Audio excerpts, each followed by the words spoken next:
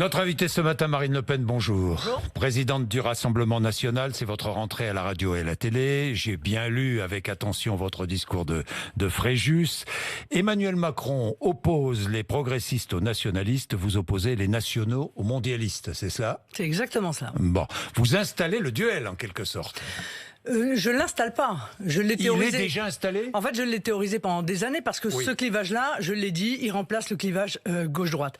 Mais ce sont les Français, en réalité, qui ont installé cela. Lors de la campagne présidentielle, au second tour de la campagne présidentielle, ils ont installé ce nouveau clivage, qui est effectivement le clivage entre les mondialistes et les nationaux. Et qui est toujours installé. C'est-à-dire qu'il y a deux si j'en crois les européennes. Si j'ai bien compris, Marine Le Pen, il y a deux responsables politiques majeurs dans ce pays, Marine Le Pen et Emmanuel Macron. Mais oui, mais ce sont les deux aussi qui ont une vision extrêmement claire et qui présentent aux Français chacun un projet clair. Certes, ils sont contradictoires, c'est le moins qu'on puisse dire, mais ils sont très clairs.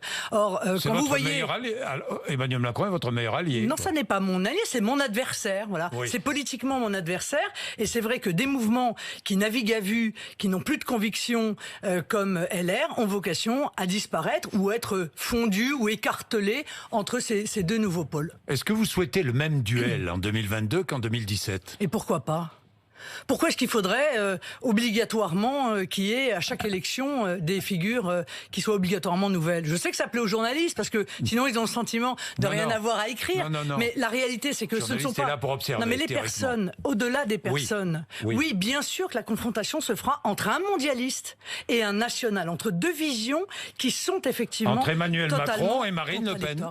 Mais peut-être ou pas, c'est pas le sujet. Le sujet, ce sont deux visions politiques qui s'affronteront et très probablement, ce sont celles-là. Oui, celle-là. Oui, celle-là. Emmanuel Macron, Marine Le Pen. Mais oui, pourquoi? Parce vous que les grands sujets. À la présidentielle en 2022. Mais pourquoi? Parce Marine que les Le Pen. grands sujets. Oui. L'écologie. Oui.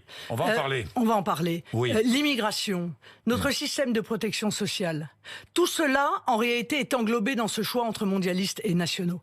Donc, bien sûr. C'est le grand choix que les électeurs français doivent faire pour l'avenir. Donc vous confirmez votre candidature à la présidentielle de 2022, évidemment. Notre camp, notre camp choisira. Évidemment. Mais non, mais notre camp choisira celui qui est le mieux placé pour pouvoir rassembler le plus possible. Qui est le mieux placé? Pour pouvoir gagner la présidentielle. Et qui est le mieux placé aujourd'hui? Écoutez, moi je vois beaucoup de gens chercher un candidat miraculeux. Pour l'instant, je n'en ai pas vu. Mais peut-être émergera-t-il dans les 18 prochains mois. Le mieux placé aujourd'hui. Mais en tout cas, il y a une chose qui est sûre. Oui. Non, mais je dis aux Français que si personne n'émerge, moi je suis là. Voilà, moi je suis là. Donc je suis toujours là. La mieux placée. Je suis toujours là pour défendre leurs intérêts. Et vous serez là en 2022. Et je serai là s'il n'y a pas quelqu'un d'autre qui émerge. Oui. On y reviendra tout à l'heure, mais c'est pas le sujet essentiel. Non. Je voudrais revenir sur ce qu'a dit Emmanuel Macron hier soir à propos d'immigration. Il faut regarder le sujet en face, avec maturité et calme. Je continue. La gauche n'a pas voulu regarder ce problème pendant des décennies. Les classes populaires ont migré vers l'extrême droite. On est comme les trois petits singes. On ne veut pas regarder, a-t-il dit. Commentaire? Ni entendre. Au passage. Bon. J'aime bien ce terme de migrer d'ailleurs.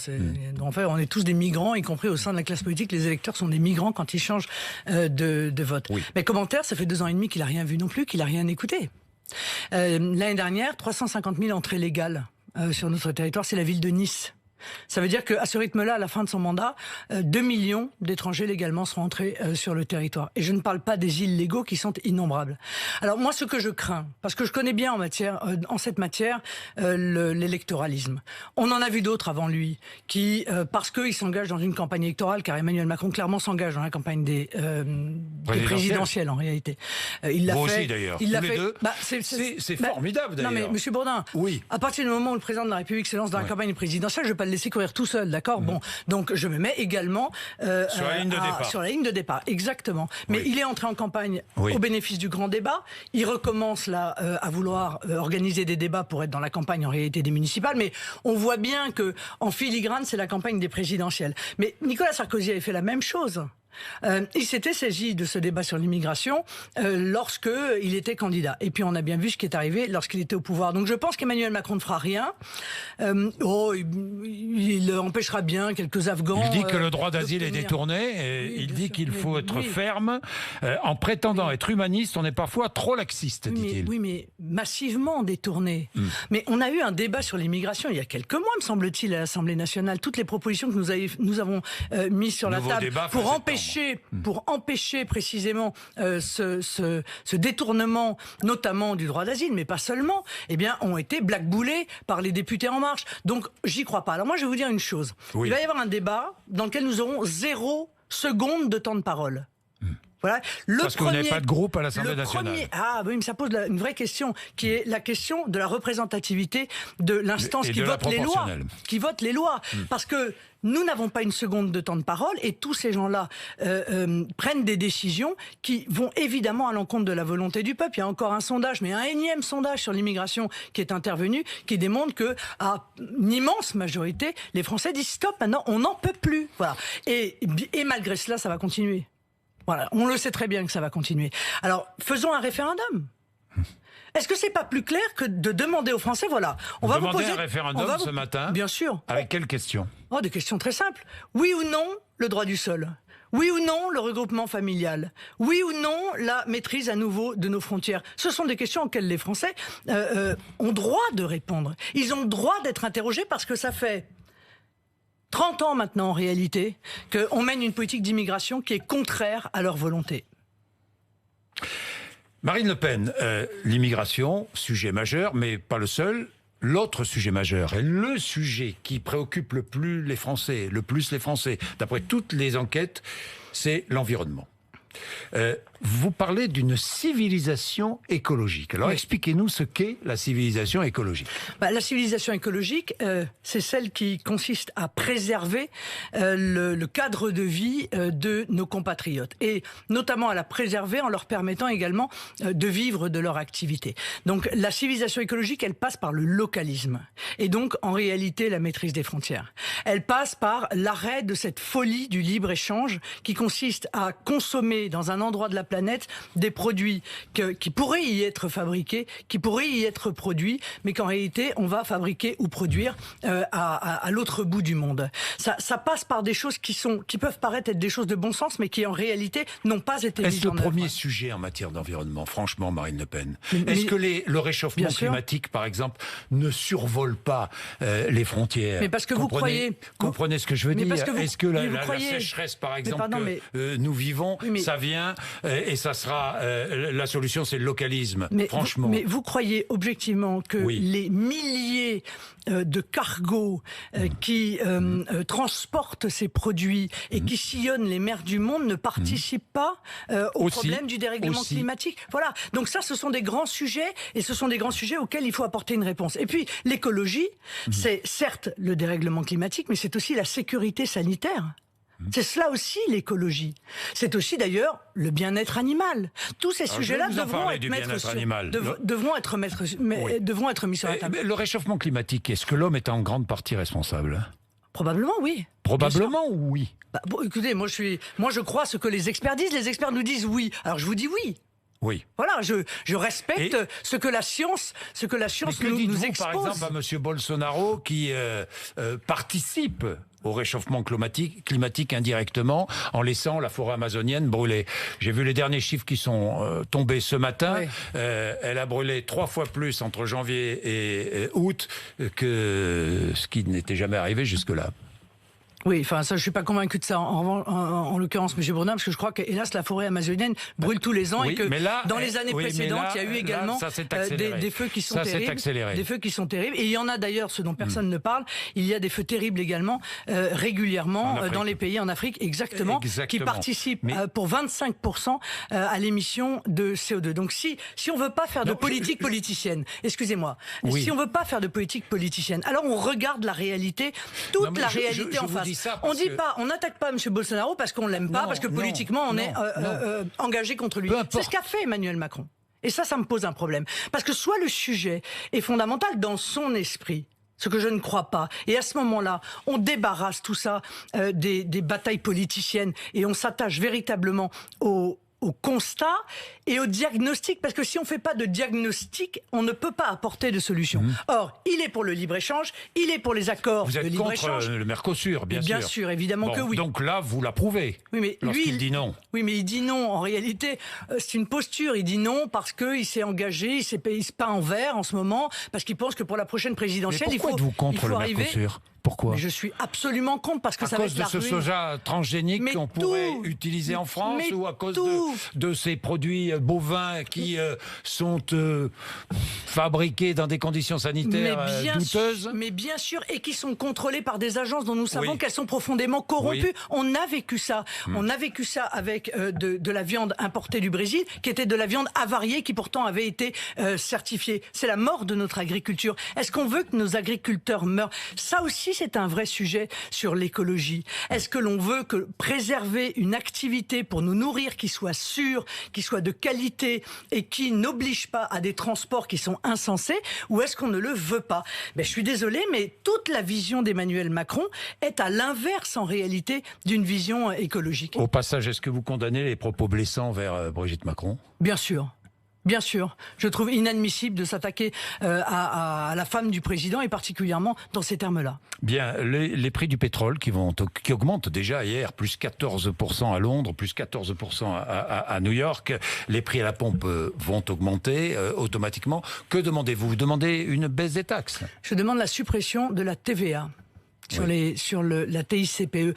Les Français doivent savoir que par un mécanisme absolument fou, délirant, on paye de la TVA sur des taxes.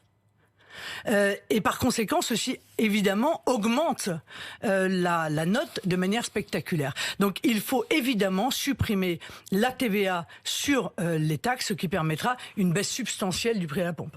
Bien, Marine Le Pen, vendredi, nouvel appel aux jeunes qui doivent descendront peut-être dans la rue en nombre. Ils sont déjà descendus. C'est Greta Thunberg qui conduit ce combat utile, ce combat. Non, mais moi, je considère que Greta Thunberg est instrumentalisée très probablement, oui, bien évidemment, par un certain nombre de lobbies qui sont des lobbies très puissants et dont qui font quoi ces lobbies qui défendent l'environnement? Disons qu'ils se parent. Non, ils se parent en réalité du drap blanc de la défense de l'environnement, mais ils ont très certainement un autre agenda en tête. Vous savez, je vais vous dire une chose. Il faut quand même. Je vais vous donner un exemple. Ça n'a rien à voir avec Greta Thunberg en l'occurrence, et peut-être dans ce domaine-là, elle n'y est en l'occurrence pour rien. Elle n'y est pour rien d'ailleurs. Dans rien, parce que je pense qu'elle est véritablement utilisée. Bon, il y a aujourd'hui une grande opération qui vise à lutter contre la consommation de viande. Et avec des agressions très lourdes à l'égard des bouchers, auxquels j'adresse d'ailleurs toute ma sympathie et mon soutien face à cela. C'est le véganisme, avec des militants violents. Bon. Qu'est-ce qu'il y a derrière ça ? Derrière ça, il y a des gigantesques industries agroalimentaires qui veulent déverser sur notre planète, en réalité, de la fausse viande. Voilà. Il y a aussi peut-être de la défense du bien-être animal. Il y a un marché derrière Marine ça. Le Pen. Non, parce que si vraiment ils défendaient le bien-être animal, ils iraient, en l'occurrence, lutter contre les méthodes Lesquelles ? Les méthodes dans les abattoirs, par exemple, d'abattage. Les méthodes d'abattage, ça ne me venait pas, excusez-moi. Les méthodes d'abattage qui, aujourd'hui, par exemple, en Île-de-France, sont intégralement des méthodes d'abattage qui s'effectuent avec des souffrances animales. Est-ce qu'il faut fermer les fermes-usines ? Est-ce qu'il faut fermer les fermes-usines ? Est-ce qu'il faut baisser cette volonté de toujours produire plus, Marine Le Pen ? Mais évidemment, mais qui a imposé ça ? Ce sont bien les gouvernements successifs qui ont imposé cette industrialisation à tout va de l'agriculture. C'est cette volonté de gigantisme pour pouvoir faire face à qui, Monsieur Bourdin ? Mais pour pouvoir faire face à d'autres pays qui eux-mêmes utilisent ce type de méthode, avec évidemment une déperdition en matière de sécurité sanitaire et une déperdition en matière de qualité. Moi, j'ai des enfants. Voilà, j'ai pas envie que demain ils soient malades en raison de ce qu'ils mangent, et je vois un gouvernement gouvernement qui ne protège pas les Français dans ce domaine. Marine Le Pen, les pesticides, justement, vous avez des enfants, interdiction de les utiliser à moins de 5 à 10 mètres des habitations, c'est suffisant ou il faut aller plus vite et plus loin, si je puis dire? 150 mètres, disent certains maires. Oui. Que dites-vous? Je dis que si on prend cette décision-là, comme ça, brutalement, sans avoir réfléchi à aucune conséquence, eh bien, on va tuer très probablement des dizaines de milliers d'exploitations. Alors que fait-on? Et parallèlement, je dénonce fondamentalement l'hypocrisie, parce que je crois que la France n'est pas le pire pays, c'est le moins qu'on puisse dire, c'est même, à mon avis, un des plus sûrs en matière de qualité alimentaire. Mais qu'est-ce qu'on fait alors, Monsieur Bourdin, de tout ce qui est importé comme nourriture dans notre pays, sans aucun contrôle, avec des pesticides, des produits chimiques qui sont interdits? Non, mais pas du tout, qui sont interdits dans notre pays. Je suis désolé, prenons l'exemple, mais je vous en avais déjà parlé, de la cerise. On a posé une interdiction à nos producteurs de cerises en France de l'utilisation d'un produit qui était dangereux. Et bien sûr, tous les étals de France aujourd'hui, il y a des cerises importées, y compris de pays de l'Union européenne, qui ont été produits avec ce pesticide en question. En l'occurrence, je vous demande, est-ce qu'il faut interdire l'utilisation de pesticides à moins de, 5-10 mètres? Non mais des habitations, oui ou non? Mais moi j'aimerais bien avoir un avis des experts. Si les experts viennent nous dire qu'il y a un danger, alors il faudra avec les agriculteurs réfléchir et puis éventuellement d'ailleurs les dédommager aussi, parce que c'est bien gentil toutes ces règles qui changent en permanence, mais nous avons toute une série de producteurs qui ne s'en relèvent pas. La proposition bientôt une proposition de loi sera défendue à l'Assemblée nationale. Elle a été déposée par au moins une cinquantaine de députés sur le bien-être animal, justement, sur la cause. Je sais que ça vous tient à cœur. Pas de cirque avec animaux, là, vous êtes d'accord? Moi, je suis assez, encore une fois, inquiète de voir des animaux qui sont des animaux sauvages dans des conditions qui sont difficiles. Mais est-ce que nous n'avons pas des règles pour imposer un certain nombre de moyens pour que ces animaux soient correctement traités? C'est ça la vraie question. Alors, on peut très bien décider de cette interdiction, mais encore une fois, il y a des... Moi, je veux bien qu'on aille sur des sujets aussi précis, mais ça concerne combien d'animaux? Parce que fermeture de delphinarium. Combien concerne... Je suis d'accord. Combien concerne... Je suis d'accord. Combien concerne l'abattage sans avoir assommé les animaux au préalable, c'est-à-dire l'égorgement à vif? Ce sont des centaines de milliers de bêtes qui sont ainsi tuées dans des conditions qui sont atroces. Pourquoi personne n'en parle? Parce que derrière, il y a quoi exactement? De quoi on veut pas parler? On veut pas parler du fait que ce sont des abattages rituels et qui se généralisent et qui se sont généralisés en Île-de-France au point que les producteurs ne trouvent plus un seul abattoir en Île-de-France qui abattent les bêtes dans le respect de leur bien-être, si tant est qu'on puisse parler de cela. Interdiction de la corrida aux mineurs? C'est aussi contenu dans cette proposition de loi. Vous êtes d'accord? Je suis d'accord avec ça. Vous la voterez d'ailleurs, cette proposition de loi, si elle est en ces termes-là? Pardon, mais je vais voir ce qu'il y a à l'intérieur. Mais oui, je suis pour l'interdiction de la corrida aux mineurs. Je le dis parce que je crois... À moins de 18 ans. Oui, parce que je crois que ce spectacle est un spectacle d'une très grande violence. Mais encore une fois, arrêtons l'hypocrisie.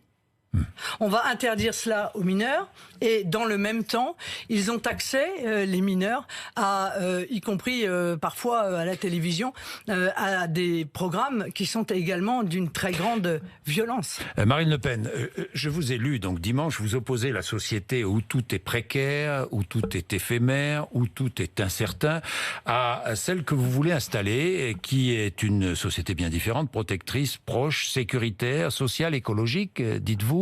Peut-être la société du passé. Expliquez-nous un peu, expliquez-nous cette grande différence entre les deux.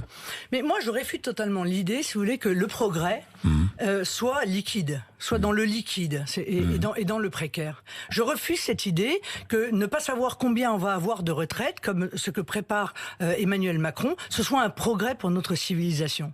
Je pense que faire vivre les hommes dans l'incertitude est une gigantesque régression. Écoutez, toute leur existence, les hommes ont cherché à se protéger. à prévoir. Et aujourd'hui, on vient nous dire, écoutez, non, vous aurez du boulot, vous en aurez pas, vous sortirez de l'école en sachant, en ayant les savoirs de base ou pas, vous partirez à la retraite, mais on ne sait pas exactement quand, et vous toucherez, on ne sait pas exactement vous proposez quoi. 60 ans, vous. Non, mais c'est ça la société. Départ à la retraite. Oui, mais c'est ça la société que l'on souhaite. Or, Emmanuel Macron est en train de détruire tous les piliers qui sont des piliers qui ont été précisément des progrès de notre pays, de notre civilisation. Est-ce que le départ à la retraite à 60 ans, c'est un progrès ? Oui, c'était un progrès, oui, bien entendu. Là, vous proposez le départ à la retraite à 60 ans. Mais oui, parce qu'Emmanuel Macron lui propose en réalité quelque chose qui va pousser des gens à avoir une retraite pleine à 66, 67, peut-être même 68 ans. Au motif quoi ? Au motif qu'il est incapable de recréer de l'emploi dans notre pays. Mais est-ce que c'est défendable la retraite à 60 ans aujourd'hui ? C'est défendable. Oui, c'est défendable. Oui, c'est même défendable. Financièrement, c'est défendable. Oui, c'est défendable. Même quand on aura un actif et demi pour un retraité. Est-ce que pourquoi ? Mais pourquoi ? Parce qu'on fait pas d'enfants et parce qu'il n'y a pas de boulot. Bon sang, mais c'est ça que le rôle des politiques. Le rôle des politiques, ça n'est pas, encore une fois, d'être là à raboter l'intégralité de notre système de protection sociale au motif qu'ils sont incapables de créer les conditions de la création d'emplois dans notre pays et de la natalité. Parce que la retraite, le système de retraite ne fonctionne que s'il y a de l'emploi et des enfants. Voilà. Commençons à nous attacher à ça. Si malgré cela on n'y arrive pas, alors on se tournera vers les Français en disant voilà, on vous demande un effort parce que on a fait ça, on a lutté contre tous les gaspillages monstrueux qui sont en cours actuellement. Bon, un chiffre par hasard comme ça, les mineurs isolés, Monsieur Bourdin, 2 milliards d'euros par an, dont je pense à peine 30% objectivement sont mineurs. Bon, alors quand on aura lutté contre toute cette fraude-là, et que si par hasard on voit que le système malgré cela pose un problème, alors on se tournera vers les Français pour leur demander. Vous êtes favorable à la fin des régimes spéciaux ou pas ? Je ne sais pas ce que ça veut dire, Monsieur Bourdin. Je ne sais pas ce que ça veut dire. Différents, je dirais. Mais quel régime ? Celui des militaires ? Non, mais je prends celui de la RATP, par exemple, puisqu'on a eu grève vendredi. Mais comme par hasard. Mais celui des militaires, il ne sera pas remis en cause, d'après ce que vous savez de la réforme. Non, mais c'est toujours le système spécial de la RATP qu'on met en place. Pourquoi ? Parce que la RATP, dans l'actualité, vendredi, les agents étaient en grève. Parce qu'objectivement, c'est celui qui, effectivement, pourrait être mis sur la table. Franchement, c'est vrai, il pourrait être celui-là remis sur la table. Mais il y en a des dizaines d'autres qui sont parfaitement justifiés. Le système spécial des marins pêcheurs. Vous étiez dans la rue hier ? Ah, mais j'aurais pu. Si j'avais été avocat, en tout cas, je les soutiens totalement. Parce que, au-delà de tous les...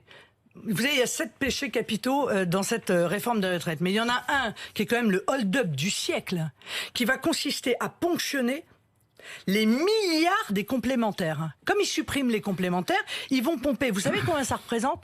120 milliards qui vont être ainsi ponctionnés au bénéfice de l'État.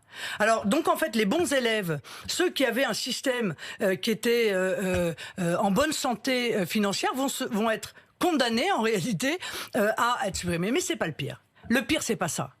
Le pire, c'est que ce système unique, il va entraîner une baisse massive, Monsieur Bourdin, je vous le dis, massive des pensions de retraite. Non seulement une baisse massive, et pour une raison que tout le monde comprendra. 25 meilleures années dans le privé pour l'instant, 6 derniers mois dans le public. Bon, c'est très clair. Demain, ce sera sur l'intégralité de la carrière. Vous savez très bien qu'on commence en général sa carrière avec évidemment des salaires qui sont bien moindres. Avec des salariés qui passent du public au privé ou du privé au public mais surtout, de plus en plus fréquemment. Mais bien sûr, mais surtout, ce point, puisqu'on parle d'une retraite par point, ce point, qui va en déterminer la valeur ? Et est-ce que cette valeur sera définitive ? Bien sûr que non. Bien sûr que non. Mais qui va en déterminer la valeur ? Probablement un conseil qui sera sûrement squatté par les hauts fonctionnaires de Bercy. Non, mais je n'y crois absolument pas à ça. Les partenaires sociaux ? Absolument pas. Absolument pas. C'est Bercy qui décidera la valeur du point en fonction des finances de l'État. Ça veut dire que demain, on pourra dire aux gens « Ah bah écoutez, votre point valait tant, eh bien l'année prochaine, il vaudra 20% de moins. » Non mais c'est pas possible. C'est une véritable honte. Et si on vient me vendre à moi que ça c'est un progrès, je viens vous dire que c'est une gigantesque régression. 3 dernières questions. La PMA, projet de loi bioéthique. Est-ce que vous voterez le texte ? En l'état, je voterai contre. Pour une raison très simple, c'est que vous êtes opposé à la PMA pour toutes les femmes ? Je suis complètement opposé au mensonge d'État. Je suis opposé à ce qu'on mente aux enfants, qui, je crois, ont le droit à la vérité biologique. Et même si on leur dit vous êtes né d'une maman et d'un père inconnu, il n'en demeure pas moins que c'est plus proche de la vérité quand même le dire, que de leur dire qu'ils sont nés de 2 mamans. On n'a pas le droit, je crois, encore une fois, d'empêcher les enfants d'avoir accès à leurs origines et de leur mentir en leur disant qu'ils sont nés de 2 femmes alors que chacun sait que ça n'est pas vrai. Donc tant que le texte est en l'état, moi je suis désolé mais je voterai contre ce texte. Jean-Luc Mélenchon qui dénonce une justice politique, vous le croyez? D'ailleurs, il en a mis du temps pour se rendre compte que la justice était politique. En tout cas, la justice... Il est victime, je ne sais pas moi, d'un complot, je ne sais pas. Il est victime. C'est une victime, Jean-Luc Mélenchon. Précis. Ce qui est sûr, c'est que la justice est instrumentalisée depuis un certain nombre d'années contre l'opposition. Et la différence de traitement entre ceux qui sont dans l'opposition et ceux qui sont dans la majorité commence à être flagrante. Et enfin, tout Richard Ferrand qui est mis en examen. Oui, enfin, vous n'avez pas beaucoup d'ailleurs mis en examen. Il est mis en examen après que le parquet, aux ordres du pouvoir, ait décidé qu'il fallait le laver de toute accusation. Bon, alors évidemment, tous les juges ne sont pas politisés, que les choses soient claires. Il y a des juges qui font remarquablement bien leur travail. Mais il y a des juges politisés. Il y a surtout un parquet qui est politisé parce qu'il a été créé pour ça. C'est le parquet national financier. C'est celui qui s'occupe, comme par hasard, de toutes les affaires politiques. Alors, un coup, il retire l'affaire de la pile. Et puis, un coup, il met toute son énergie. Et je suis convaincu qu'effectivement, il y a des instructions. Est-ce qu'il doit démissionner de la présidence de l'Assemblée nationale? Non, il est mis en examen. La mise en examen n'est pas une présomption de culpabilité. Vous savez, moi j'ai des principes, Monsieur Bourdin. Et quand on a des principes, on se les applique à soi, mais on les applique aussi aux autres. Et notamment à ses adversaires politiques. C'est ce que je reproche à toute cette classe politique. Quand il s'agit d'eux, ils défendent la présomption d'innocence, mais quand il s'agit de leurs adversaires politiques, ils vous accusent d'être coupables. Eh bien moi je ne suis pas comme ça. Moi je considère que la mise en examen n'entraîne pas une présomption de culpabilité. Il y a une présomption d'innocence qui existe dans notre pays. J'aimerais que tout le monde la respecte, y compris les magistrats, y compris les journalistes. Merci Marine Le Pen d'être venue nous voir. Il est 8h56, RMC et BFM TV.